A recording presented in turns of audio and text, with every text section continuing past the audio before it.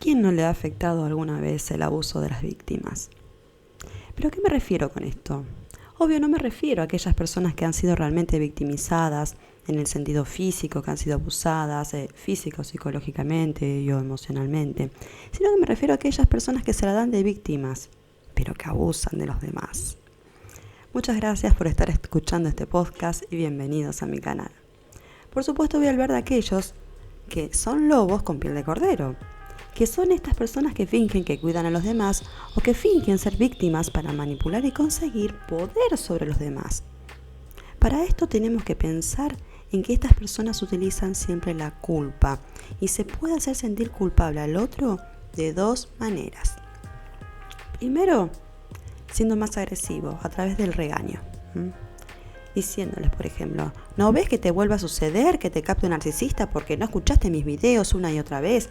¿Y porque no estás suscrito a mi canal y no te enterás de todo el contenido? Aún falta mucho y aún no podés haber llegado a comprenderlo todo. O, de la otra manera, puedo decir, podría hacerme la víctima, diciendo, hago un esfuerzo enorme al hacer este material y ustedes casi no lo ven y eso a mí me hace sentir muy mal. Fíjense en cómo de estas dos maneras los hago sentir culpables. Pero en la segunda va a ser mucho más difícil que ustedes detecten la manipulación que estoy haciendo. ¿Por qué? Porque tendemos a polarizar los seres humanos y no podemos ver a una misma persona como víctima y como agresor al mismo tiempo. Por eso mismo pongo este énfasis. Son personas que fingen algún tipo de vulnerabilidad, pero en realidad están tratando de sacar ventaja y de esa manera lograr control y apoyo de los demás. Ya sea en forma de dinero, de consuelo, de conseguir monos voladores o simplemente ser el centro de atención. Este tipo de personas suelen ser TLP y los dependientes, que oscilan entre el miedo y la rabia. Suelen crear personajes de víctimas para luego hacer algo al otro a quien agreden de alguna manera, ya sea activamente o de manera pasiva, pero en el momento en que el otro quiere ponerle límites es cuando estas personas van a ponerse en el papel de víctimas. ¡Ay, que nunca me valoras! Es que para vos yo siempre hago todo mal. Y a todo esto lo van a hacer tanto de manera privada como de manera pública. Y de manera pública, si es posible, para que todo el mundo se ponga de su parte. Y cuando los demás los ven en el papel de víctima, a vos inmediatamente te van a ver como el agresor, como el victimario. Y esto nos coloca en una situación muy difícil, muy complicada, porque si intentamos justificarnos, parece que realmente hemos hecho algo mal y que intentamos limpiarnos. Y si no hacemos nada, parece que nos resignamos a que el otro tiene razón. Me ha pasado muchas veces de querer poner algún límite o dar alguna dirección a una situación y me han llamado abusadora o maltratadora porque lo he dicho 4 o 5 veces a algo y la quinta ya lo dije en un tono más elevado y saltan con que ¡ay! ¿Por qué me hablas así? Porque yo te lo dije 4 veces y a la quinta ya no puedo más. O sea, te saca de quicio para ponerse luego en el papel de víctimas. ¿Y qué ventajas tiene esto? Lo primero que van a conseguir es una sensación de conexión con los demás.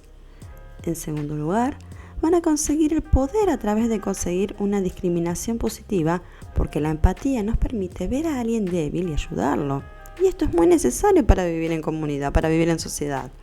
Pero estas personas van a aprovecharse de ello. Como, hey, deja, pago yo porque sé que vos estás mal. Te voy a proteger para que esto no te vuelva a pasar.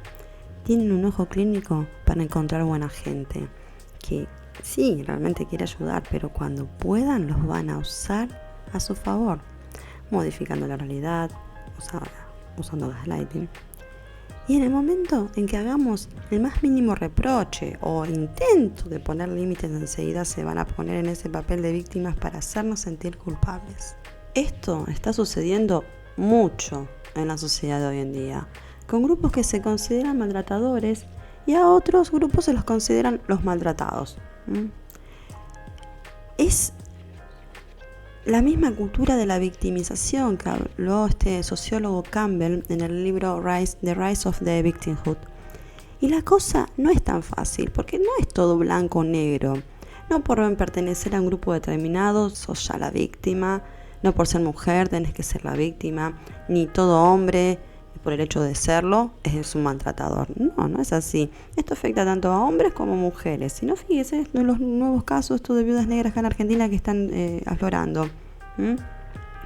Mujeres, obviamente, bastante psicópatas, diría yo, aprovechándose de hombres que buscan sexo casual por temor a la intimidad y compromiso. Los duermen, les ponen algo, sustancias en las bebidas para que se duerman y después les roban todo. Eso es un aprovechamiento de la sociedad de hoy en día y cómo se están dando las cosas, las parejas y el temor a conectarse con el otro. Este abuso de las autoproclamadas víctimas es mucho más peligroso. Porque el otro tipo de abusador ya desde el principio te da señales que te va a abusar. Te plantea de cara que te va a abusar. Pero estos se comportan como una víbora verde en un césped verde. Entonces, ¿cómo haces para verlo venir? ¿Y de dónde es que viene esta cosa de hacerse las víctimas? Bueno, por supuesto, esto viene de la infancia. De colocarse esta persona en una posición de fragilidad hace que consiga de los demás lo que necesita, que la rescaten, que le den apoyo, esa sensación de poder, de conexión con los demás. Esto sucede mucho cuando hay padres narcisistas o muy exigentes, en donde uno de los hermanos se pone en posición más de lucha, de pelear por lo que es justo, y en cambio el otro hermano, se pone en posición de fragilidad. Yo hago lo que ustedes me digan, voy a ser buena y obediente. Porque esto es una ventaja. Porque los padres se pondrán más en posición de enfrentamiento con el hermano mayor que pelea y de protección con el otro menor que se somete más. Y esto es muy peligroso porque hace que las personas se construyan, sin saber, obvio, en ese momento, se construyan como con esta máscara y con este personaje de víctima. Y cuando se llega a la adolescencia, a esto lo van a empezar a explotar con profesores, con compañeros, con jefes, con empleados. Se trata de un apego de tipo habitativo, por ello que construyen máscara fingiendo ser una persona frágil. Desde lo cognitivo-conductual se trata de un proceso conducta-refuerzo.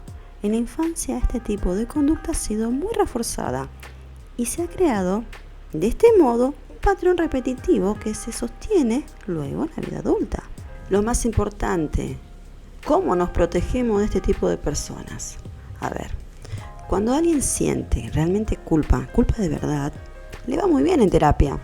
¿Por qué? Porque deja de sufrir, viene a comprender, porque estaba sufriendo y empieza a mejorar. Y sobre todo, comprende desde dónde viene esa necesidad de cuidar a los demás. Ya, cuando la persona siente miedo, es más complicado. Pero la tal llamada víctima tiene muy mal pronóstico, ya que al principio se sienten eufóricos de haberse conocido a sí mismos. Y cuando el terapeuta le pone un límite o le marca algo, van a intentar hacerse las víctimas atacando o dejando la terapia. Estas personas suelen ser narcisistas encubiertos, pero no siempre pueden ser TLP, pueden ser dependientes.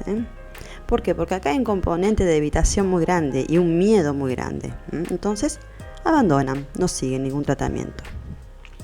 Se quedan con esa primera parte en donde se descubren a sí mismos y se encantan a sí mismos. En el mismo sentido, hay gente que tiene también síndrome de Munchausen, que se dañan a sí mismos para que los demás lo rescaten, y también están los que hacen daño a personas de su entorno, de a su alrededor, y generalmente a sus hijos, para después colocarse en una figura en la que estoy desesperada por ayudarlo. Lamentablemente en estos casos están llenos en los consultorios de psicólogos infantiles. Personas que dañan a sus hijos y después los llevan a terapia para que un psicólogo les arregle a estos niños defectuosos. padres realmente muy perversos que impiden que los hijos maduren, que se individualicen, que se desarrollen en una forma de seguir manteniendo el control sobre ellos y a la vez se venden a sí mismos como protagonistas. Mirá cómo sufro yo por mi hijo, mirá cómo me sacrifico. Y esto es mentira. Acá estamos ante un narcisista encubierto muy perverso sobre sus propios hijos. ¿Y cómo lo diferenciamos de una persona que realmente está en apuros? Bueno, hay que ver el historial de esa persona. Si esa persona siempre se mete en un conflicto, siempre está necesitando ayuda, o es una persona que alguna circunstancia, porque todos somos seres humanos y nos puede pasar una circunstancia difícil en algún momento de la vida. Pero estas personas siempre están o pretenden estar en una situación que requiere ayuda y nunca salen de estos lugares de presunta vulnerabilidad. Esta persona finge fragilidad. Esta persona solo busca poder, dinero, ventajas y sobre todo controlar a los demás a través de hacerlos sentir culpables.